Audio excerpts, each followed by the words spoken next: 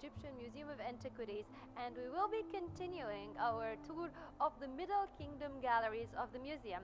Earlier, we have discussed how the ancient Egyptian history was divided into kingdoms, and that it consisted of 30 ruling families, 30 dynasties, and that these 30 dynasties were divided into kingdoms according to the periods of glory or decline, and that the kingdoms were the periods of glory. So we had old, middle, new, and late kingdom. The middle kingdom actually was preceded by almost 200 years of chaos and decentralization of the government, which was called the intermediate period. Then in 2030 BC, a king from Luxor called Montuhotep Nebhebetra came to the throne of Egypt, and he managed to unite the north and the south once more, forming the 11th dynasty, the Middle Kingdom, and we're right now in the gallery of it. A characteristic feature of that era was the beautiful monumental buildings of it, as well as the development and the exquisite literary works. Also, that family, they did a lot of reclamation of the desert projects and also reclamation of the land in the oasis of Fayoum. Joining me today is Professor of Egyptology as well as lecturer Dr. Mohammed Nabil, who will talk to us more about the artifacts of the Middle Kingdom at the Egyptian Museum of Antiquities.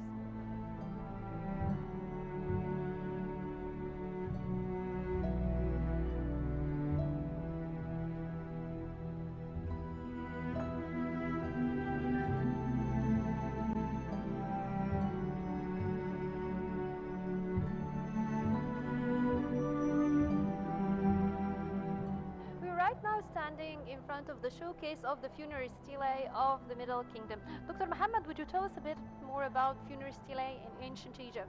The funerary stelae were very important. Again, this is they were one of the tools to help the spirit of the deceased to identify the facial features, and also they were inscribed with the offerings and everything that he might need in the afterlife.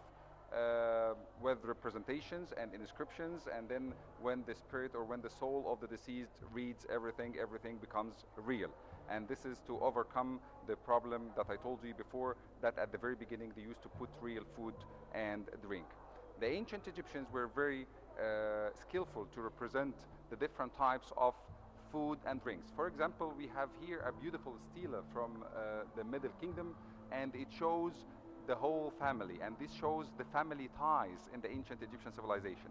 Before, we have seen different figures, individual figures, but here for the first time you can see the whole family together.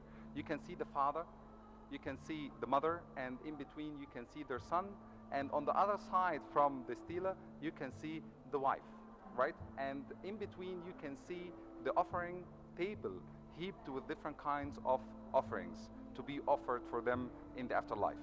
That's why you will always find hieroglyphic inscriptions with the text telling us the different types of food and drinks. Like we have beer, we have bread, we have geese, we have so many kinds of offerings.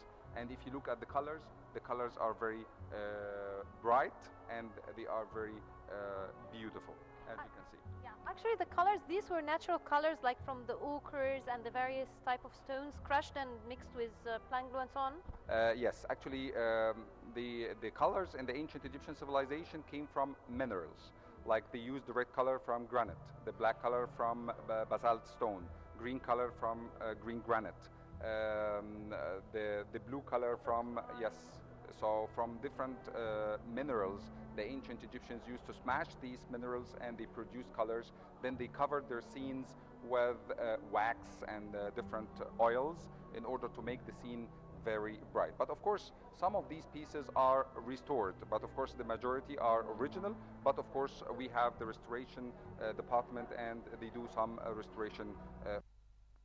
Now, I've noticed that actually men and women, there is quite a distinct difference in the colors between the male and the females. Is that real? Like, were we really different in color as here?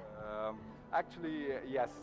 This is especially in art, because for the ancient Egyptians, men used to go outdoors, so that's why they are tanned, so they are exposed to the sun, because they were like either workers or warriors and noblemen, so they used to check everything outside. But women, they were pampered, So that's why they were indoors. That's why you can see the cream white skin or the cream white color, which is really beautiful. And it is very interesting to differentiate the colors in the ancient Egyptian art. And moreover, you can see that all the figures of the ancient Egyptians were represented with a profile. So that's why you can see the profile, except a full eye to show us the identity of this person, and a full chest and full two arms to show the power of this man. Even for the women, as you can see, they are represented with the profile, with the full eye and the chest. Now let's move to the next piece. Thank you. Let's go.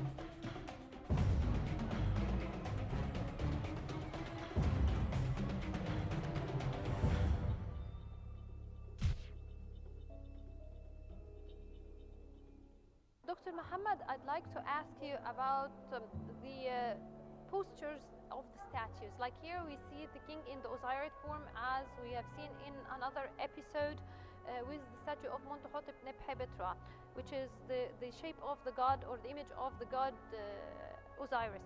But are there other type of postures and other type of garments that a king can be represented in wearing or in? Yes, of course, it depends on the purpose.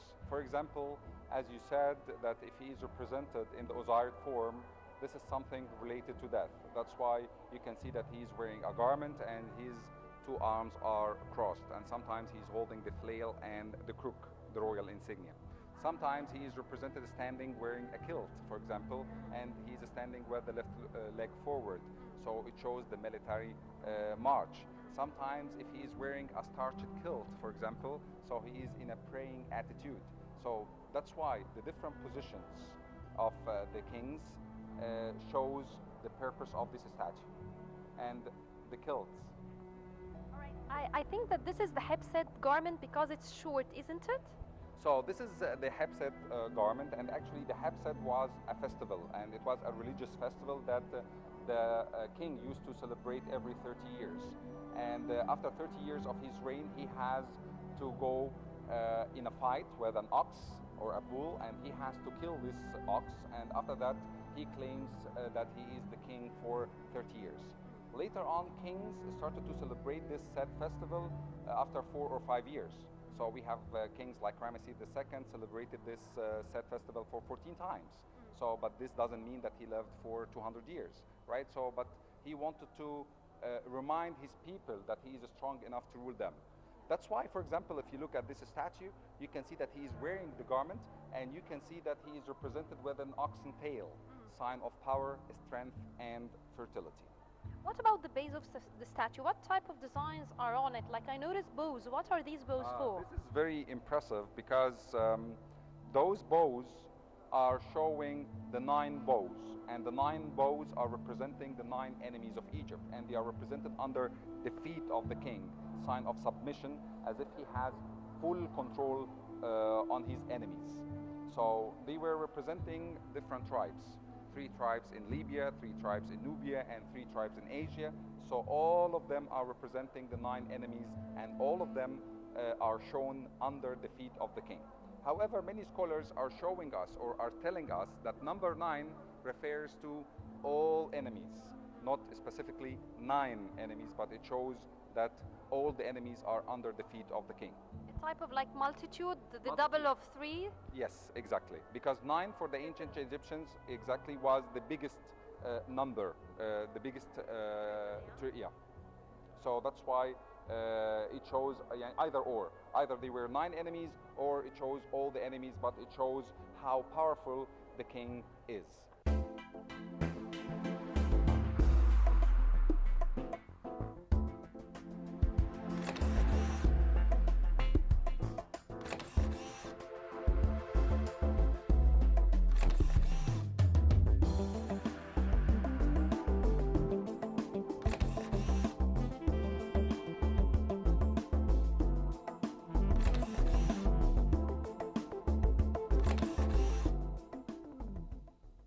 An important artifact in the tombs of the noblemen is what we call a false door. And now I'll be asking Dr. Muhammad about the role of the false door in ancient Egypt. So, as we agreed before, that the spirit of the deceased or the ka of the deceased comes every day to recognize the facial features. So, how the spirit of the deceased goes into and out from the tomb.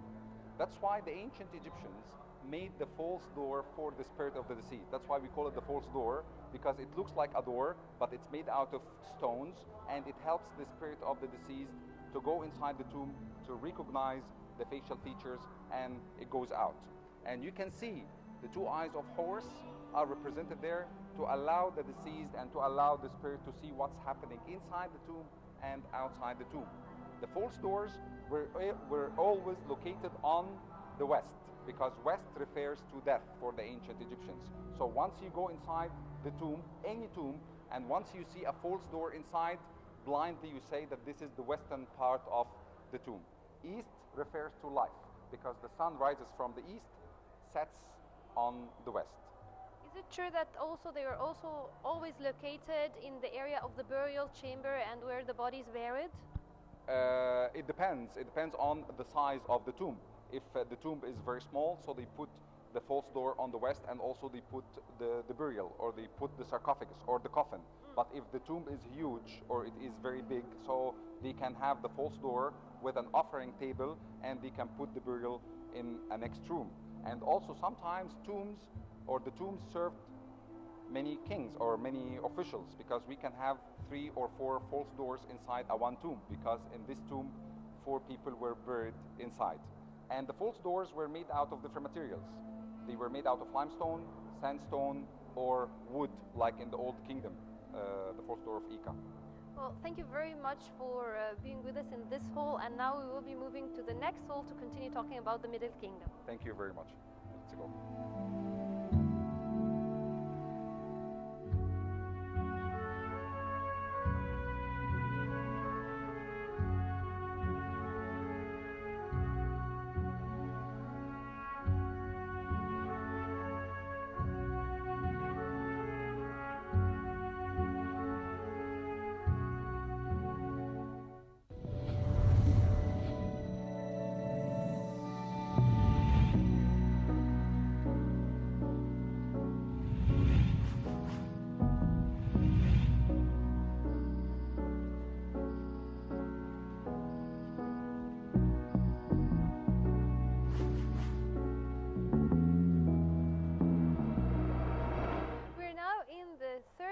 Of the Middle Kingdom Gallery, and behind me we have statues of King Senusret III, or Sesostris as he is called in Greek. Dr. Muhammad, would you talk to us about these statues of King Senusret? Senwesret.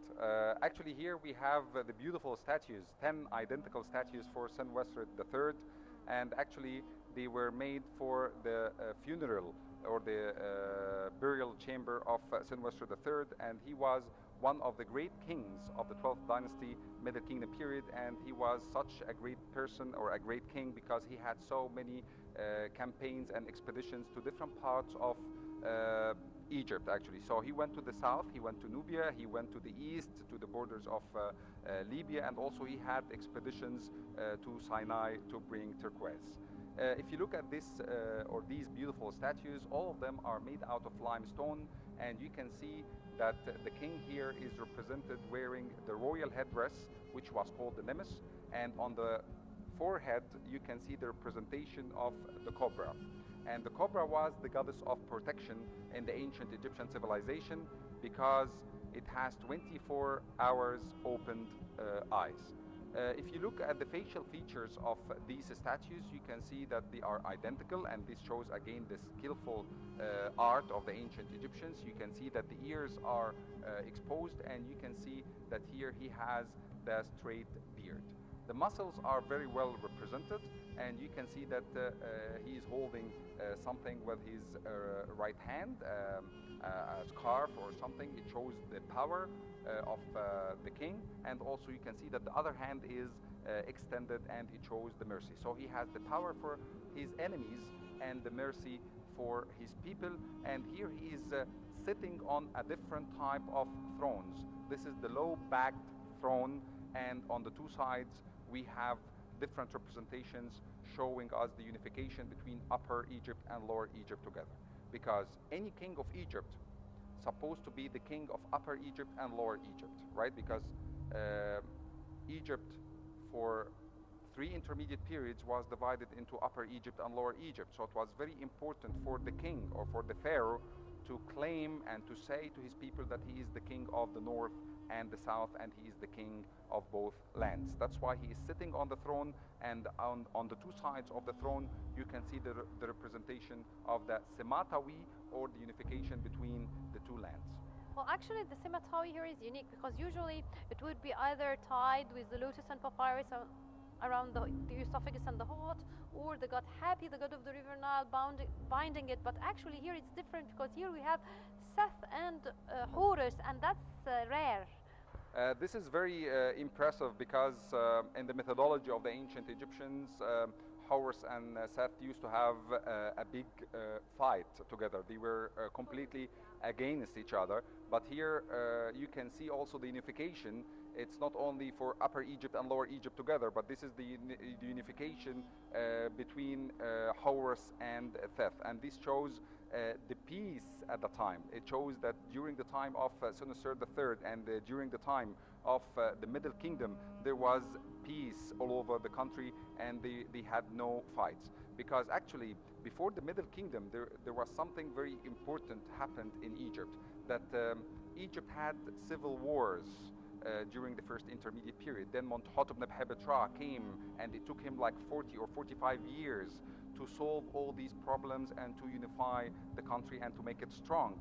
But here in the 12th dynasty after Mentuhotep Nebhebetra, here we can see that everything is peaceful. So you can see the unification between Upper Egypt and Lower Egypt, and between the good god and the bad god, or the evil god.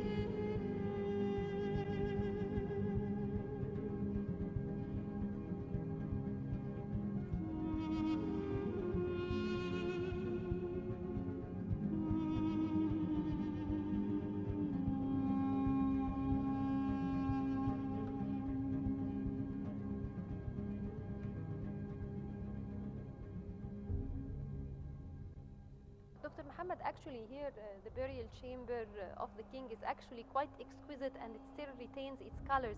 So would you please tell us a bit about it? So actually it is very impressive because it is very rich. It is very rich in terms of colors and actually in terms of representations inside. Because if you see what do we have inside, we have the beautiful sarcophagus, and you can see that the word sarcophagus means the one who eats the flesh, because it was made to put the deceased inside to protect the deceased. Because the main aim and the main goal for the ancient Egyptians is to protect the mummy of the deceased, or the corpus, because the mummification started later on in the 17th dynasty. So before the 17th dynasty, actually we had no evidences of mummies. So they used to have the relics or the bones inside. But we have the sarcophagus to protect the deceased, and you can see that we have the coffin text is written over there, and we have the magical spells to protect the deceased, and the spirit of the deceased has to read all these magical spells to go to the Iaro. Iaro is heaven, because the ancient Egyptians believed in heaven and hell. So that's why if he has a good heart, he will go to the paradise. If his heart is full of sins, he will go to hell, actually, or he will not enjoy life in the Iaro, or the green fields, which is the paradise for the ancient Egyptians. Then from the sarcophagus, if we look at the walls, you will see something very impressive, that you will see hieroglyphic inscriptions again, having the offering formulas, and we have also representations of different types of offerings, and we have different types of jars and liquids for the deceased in the afterlife to secure his journey in the afterlife. And if you look inside, we have some parts are still unfinished or restored, and you can see that the walls are divided into squares inside, and this gives us the information telling us how the ancient Egyptians used to carve and to color their paintings inside the tombs, that they divided the walls into squares to have the same proportions everywhere inside the tomb or inside the burial chamber.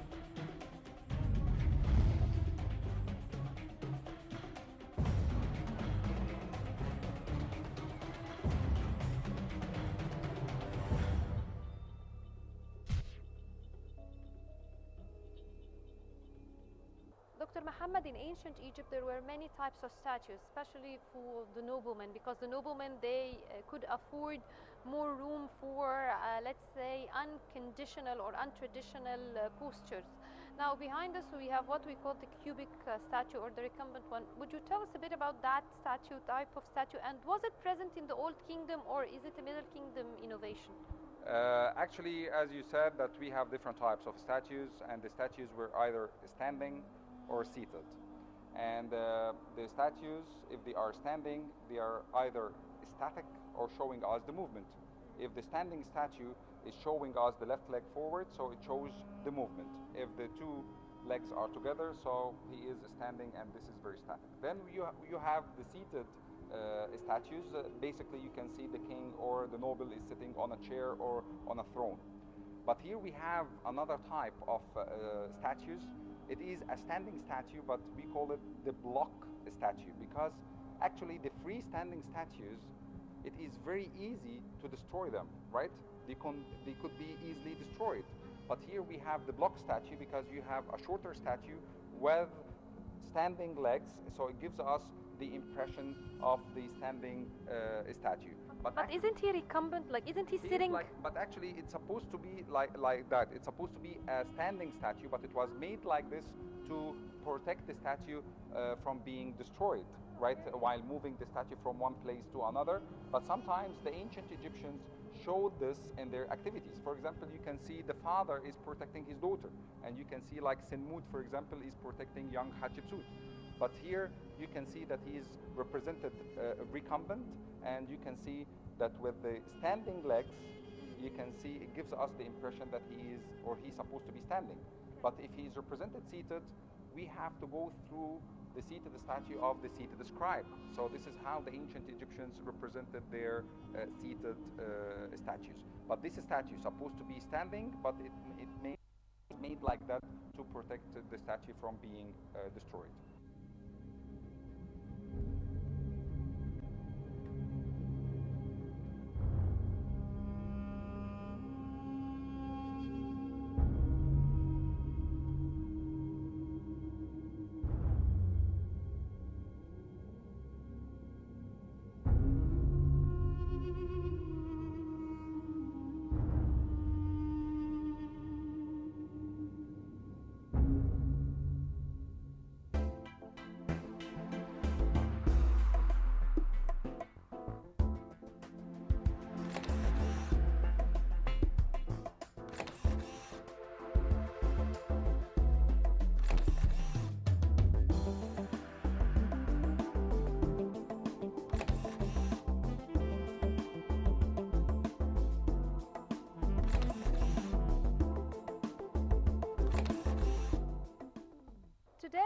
put together a variety of Middle Kingdom artifacts. We've looked into the statues and the burial chamber of King Senusret III.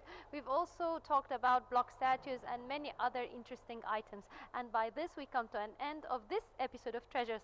Until we meet again with a new place and a new treasure, it's goodbye.